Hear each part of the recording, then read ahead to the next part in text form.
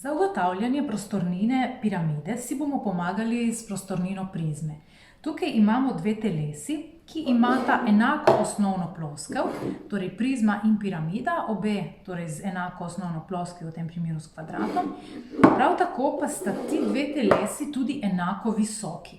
Vidimo, da že na oko, da je prostornina piramide manjša od prostornine prizme. Poglejmo pa si s pomočjo pretakanja vode, koliko teh prostornin lahko spravimo v prostornino prizme. Torej, tukaj imamo zdaj prvo piramido, ki jo kar pretočimo v prizmo.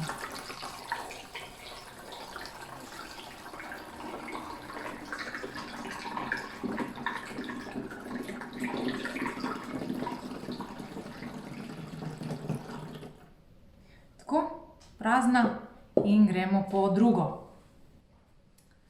Tako, zdaj imamo že drugo, ki jo ponovno nalijemo v prizmo.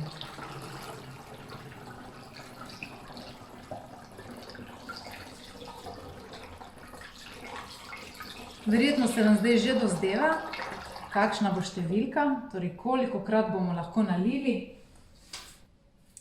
In še tretjič.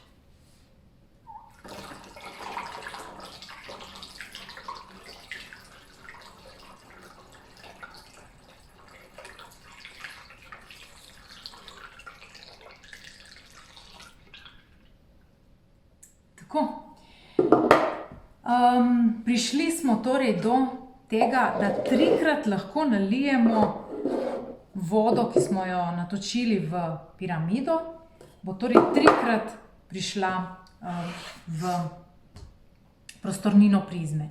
Kar je tukaj nekaj malega napakce, zaradi tega, ker nisem mogla prav do konca naliti, ker se mi je sicer prelilo čez.